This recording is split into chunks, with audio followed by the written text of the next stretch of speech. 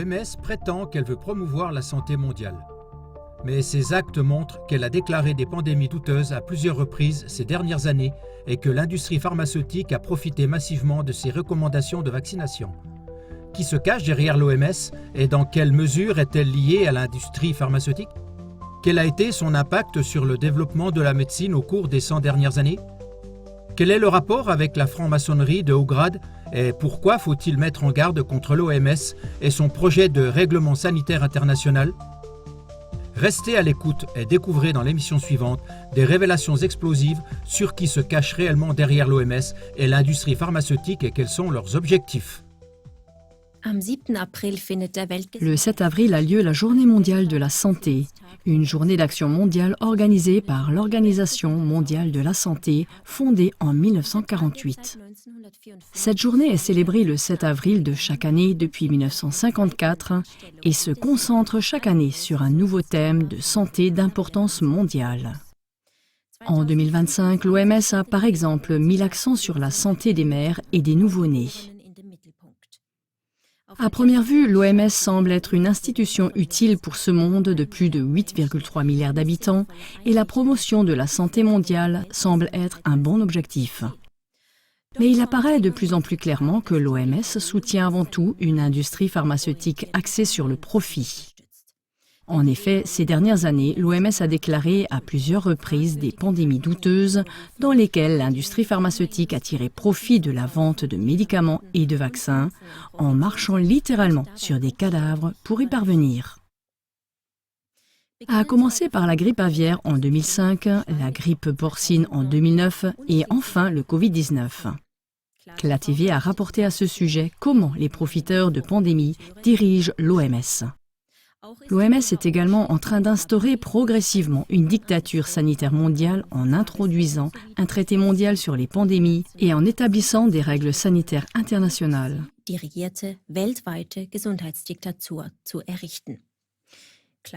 CLA TV a rapporté dans ce contexte comment l'OMS enfreint le droit international. Derrière l'OMS, il y a donc plus qu'une simple organisation de santé qui veut promouvoir la santé mondiale. Pour savoir qui se cache derrière l'OMS et quels sont les objectifs réellement poursuivis, il faut d'abord se poser la question suivante. Par qui l'OMS a-t-elle été créée et qui la finance? Voici ce qu'on sait de la Fondation. L'OMS est une organisation qui fait partie des Nations Unies, l'ONU. Et ces mêmes 193 États membres de l'ONU sont également pour l'essentiel membres de l'OMS. John D. Rockefeller Jr., 1874-1960, président de la fondation familiale Rockefeller Foundation, a été à l'origine des Nations Unies et de l'Organisation mondiale de la santé, OMS. John D. Rockefeller Jr. a fait don du terrain sur lequel la première pierre du siège de l'ONU à New York a été posée le 24 octobre 1949. L'organisation qui a précédé l'OMS a été fondée en 1921 et s'appelait Organisation de la santé de la Société des Nations, en abrégé LNHO. L'influence de la Fondation Rockefeller s'est déjà manifestée à ce niveau. En juin 1922, pour la première fois, la Fondation Rockefeller a promis des fonds à la LNHO. À cette époque, John D. Rockefeller Jr. était le président de la Fondation Rockefeller. Dès le début, la Fondation Rockefeller a eu une influence déterminante sur le développement de l'OMS. Marcolino Candao, 1911-1983, directeur général de l'OMS de 1953 à 1973, a déclaré à l'occasion du 50e anniversaire de la Fondation Rockefeller en 1963 « Je n'ai aucun doute sur le fait que l'étroite collaboration entre la Fondation Rockefeller et l'OMS continuera à jouer un rôle essentiel dans les années à venir pour atteindre l'objectif que les deux organisations poursuivent ensemble. L'amélioration du niveau de santé dans le monde entier. » Aujourd'hui, en 2026, 63 ans après la déclaration de Marcolino Candao, on peut voir la direction que prend la médecine à l'échelle mondiale. C'est une médecine dominée par l'industrie pharmaceutique et donc par l'industrie chimique. La Fondation Rockefeller a exercé et continue d'exercer une influence déterminante sur cette situation. La famille américaine Rockefeller, classée parmi les philanthropes selon les principaux médias, dominait 90% de l'ensemble du marché pétrolier américain vers 1880. Vers 1900, les scientifiques ont découvert comment fabriquer des produits chimiques à partir du pétrole et ont commencé à synthétiser des principes actifs d'origine végétale. Ceux-ci ont pu être brevetés et commercialisés avec un bénéfice élevé. C'est pourquoi Rockefeller a envisagé de créer un débouché pour les produits médicaux chimiques. Cependant, la préférence des Américains pour les médicaments naturels et à base de plantes lui a posé problème. C'est pourquoi les études de médecine américaines ont été orientées selon le souhait de Rockefeller, avec des conséquences importantes pour la formation des médecins. Toutes les écoles qui n'enseignaient pas selon la médecine pharmaco-chimique, c'est-à-dire scientifique, perdaient leur autorisation et tout soutien financier. Les écoles de médecine restantes ont perdu leur indépendance. Les Américains ont été marqués par le slogan « Une pilule pour chaque maladie ». Les médicaments d'origine naturelle ont été diffamés. Dès 1937, cela s'est répété en Europe, avec les mêmes conséquences. Au total, les Rockefeller ont investi 100 millions de dollars dans la General Education Board, afin de mettre fin à l'étude de la médecine naturelle dans les écoles de médecine américaines et de n'autoriser durablement que les médicaments pharmaceutiques pour les études et les hôpitaux. Ce faisant, ils ont créé un gigantesque marché de vente pour les produits chimiques médicaux. Parallèlement, ils ont influencé la recherche scientifique en créant des universités influentes, un hôpital de recherche très important et une école de médecine d'élite. On voit clairement comment la Fondation Rockefeller a exercé une influence, par le biais de ses fonds, sur le fait que la médecine naturelle a été reléguée au second plan par rapport à la médecine conventionnelle dans le monde entier. Les exemples suivants illustrent la manière dont la médecine actuelle est dominée par l'industrie pharmaceutique ou l'industrie chimique. Jusqu'à aujourd'hui, l'OMS est généreusement soutenue financièrement par la Fondation Rockefeller.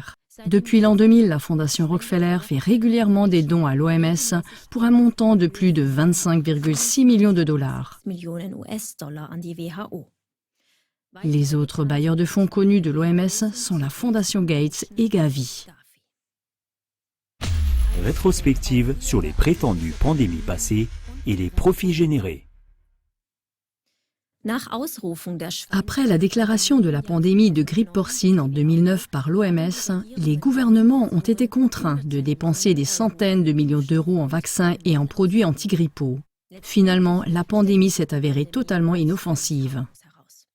De nombreuses personnes ont refusé les médicaments et le vaccin contre la grippe porcine.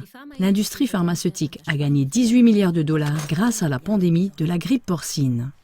Une rétrospective de l'époque du Covid montre que non seulement l'industrie pharmaceutique en a profité massivement, mais qu'en outre, des millions de personnes ont subi des dommages massifs en raison des injections géniques à ARNM autorisées dans le cadre de procédures rapides.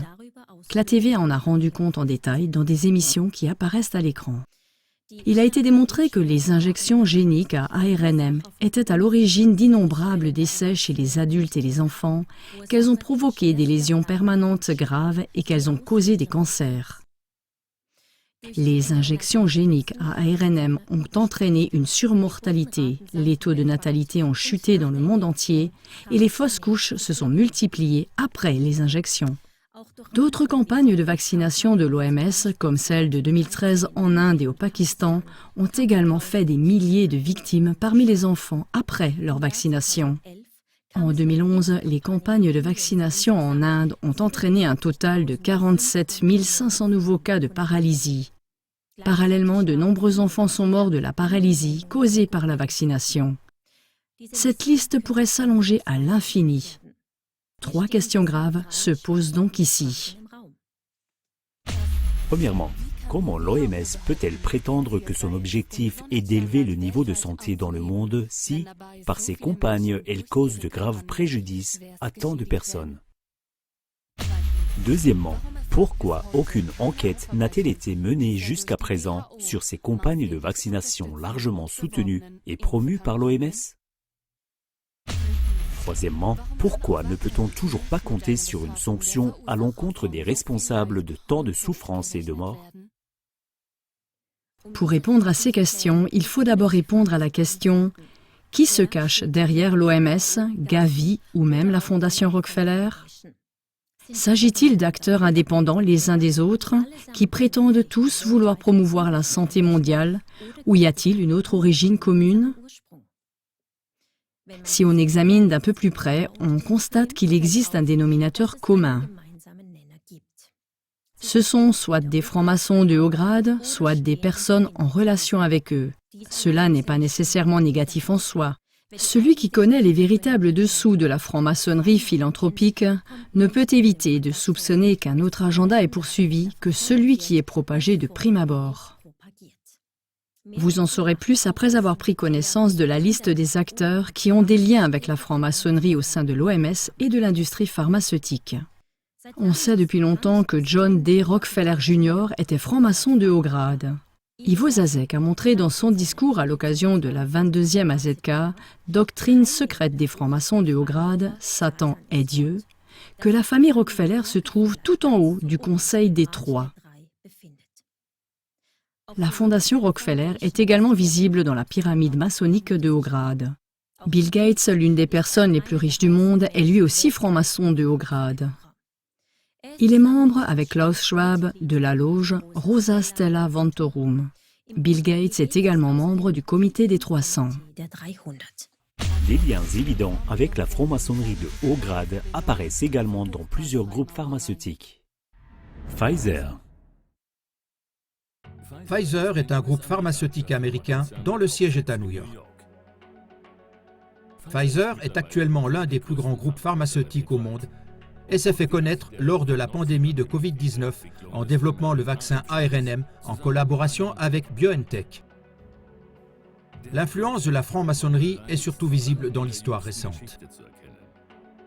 Le PDG de Pfizer, Ian Read, PDG de 2010 à 2018, président depuis 2019, est franc-maçon et membre de la loge Jebura. Son successeur, Albert Bourla, PDG depuis 2019, est membre du Council on Foreign Relations, ou CFR. Celui-ci a été cofondé et financé depuis lors par la famille maçonnique Rockefeller. Johnson & Johnson. Johnson & Johnson est une entreprise américaine d'envergure mondiale spécialisée dans les soins de santé, les technologies médicales et les produits pharmaceutiques. Ces dernières années, le groupe a été le premier producteur pharmaceutique mondial en termes de chiffre d'affaires. Actuellement, Johnson & Johnson est partenaire du Forum économique mondial, ce qui montre le lien avec l'élite du pouvoir. Larry Fink, actuellement à la tête du FEM, est dans la même loge que Lord Jacob Rothschild, la loge Three A's. Robert Wood Johnson II, 1893-1968, l'un des fils du cofondateur Robert Wood Johnson I, a développé l'entreprise pour en faire un groupe international. Il était franc-maçon et faisait partie des hommes les plus riches du monde. Roche Holding AG. Roche Holding AG est la deuxième plus grande entreprise pharmaceutique du monde. L'entreprise a son siège en Suisse avec un chiffre d'affaires annuel d'environ 60 milliards de francs suisses. Le fils de Luc Hoffmann, André Hoffmann, est membre du conseil d'administration du groupe Roche depuis 1996. Il a siégé au conseil d'administration du WWF de 1998 à 2017. En tant que vice-président depuis 2007, Klaus Schwab a dû céder la direction du Forum économique mondial, ou FEM, en 2025. André Hoffmann l'a remplacé à la tête du FEM, en compagnie de Larry Fink de BlackRock, qui, comme nous l'avons mentionné précédemment, est notamment membre de la loge maçonnique Three Ace. Le groupe Roche est partenaire du FEM. André Hoffmann est membre du Club de Rome. Le Club de Rome a été fondé en 1968 par Aurelio Peccei et le franc-maçon de haut grade David Rockefeller. André Hoffmann est également membre du comité directeur du groupe Bilderberg depuis 2024. GlaxoSmithKline. GlaxoSmithKline, en abrégé GSK, est un groupe pharmaceutique britannique international. L'entreprise fabrique des médicaments, des vaccins, des produits de santé et d'hygiène. GSK est financé par les gestionnaires d'actifs BlackRock et Vanguard, dont les fondateurs sont francs-maçons. Sanofi. Sanofi est né en juin 2004 de la fusion des deux entreprises pharmaceutiques françaises Sanofi Saint-Elabo et Aventis. En 2025, Sanofi se situait au 6e rang des 10 plus grands groupes pharmaceutiques mondiaux. Le groupe pharmaceutique a des liens maçonniques directs au sein de son organe de direction. Serge Weinberg a été président du conseil d'administration de Sanofi de 2010 à 2023. Il a également été membre de la commission trilatérale de 1992 à 2006. La commission trilatérale a été créée par les francs-maçons de haut grade David Rockefeller, Henry Kissinger et Zbigniew Brzezinski. BioNTech. BioNTech est une société allemande de biotechnologie basée à Mayence. BioNTech est une société déficitaire qui n'avait pas réussi à commercialiser de produits pertinents auparavant, a signé un contrat avec Pfizer le 16 août 2018 pour développer des vaccins à base d'ARN. En septembre 2019, il a été annoncé que la fondation Bill et Melinda Gates, du franc-maçon de haut grade Bill Gates, s'associait à BioNTech. Ce partenariat comprenait un financement de 55 millions de dollars américains. Résumé. Il ressort clairement de ce qui précède que la franc-maçonnerie de haut grade dirige depuis de nombreuses décennies la médecine, l'industrie pharmaceutique et également l'OMS. D'une part, il en résulte un grand profit économique pour toutes les parties concernées. D'autre part, l'orientation mondiale de la médecine et de l'industrie pharmaceutique montre ce qui suit. Les médecins et les personnes sont formatés à la médecine chimique et au slogan « Une pilule pour chaque maladie ». Souvent, les gens ne sont pas en meilleure santé, mais restent des malades chroniques et dépendants des médicaments. De nombreuses personnes n'assument plus leurs propres responsabilités. Ils ne font pas attention à un mode de vie sain et ont perdu tout lien avec les forces d'auto-guérison qui reposent en chaque être humain. Par le biais de lois telles que le Règlement sanitaire international et le traité de l'OMS sur les pandémies, on tente d'introduire des obligations vaccinales dans le monde entier et donc une dictature de la santé. Ce qui est grave, c'est qu'au cours des dernières décennies, pendant la période du Covid et jusqu'à aujourd'hui, d'innombrables vies humaines n'ont pas été sauvées, mais ont subi de graves dommages jusqu'à la mort. Il est urgent de répondre à la question suivante. Pourquoi ces problèmes évidents qui existent depuis des décennies ne sont-ils pas traités par l'Assemblée mondiale de la santé, l'organe décisionnel suprême de l'OMS? Ou s'accommode-t-on même sciemment de ces dommages causés à la population à l'échelle mondiale? On voit apparaître une réponse possible si on porte à nouveau son regard sur les objectifs de la franc-maçonnerie de haut grade en essayant de relier les points entre eux. Dans son discours à la 22e AZK intitulé « Doctrine secrète des francs-maçons de haut grade, Satan et Dieu », le fondateur de CLA TV, Ivo Zazek, met en lumière ce qui suit. À la question de savoir quels sont les objectifs de la franc-maçonnerie de haut grade, il fait d'abord la distinction suivante. Les objectifs des francs-maçons de grade inférieur sont très différents de ceux des francs-maçons de haut grade. Cela signifie que pour les grades inférieurs non initiés de la franc-maçonnerie, du grade 1 à 30, le nom de Lucifer représente officiellement la vie libre, la pensée, le progrès, la civilisation, la liberté, l'indépendance et la fraternité.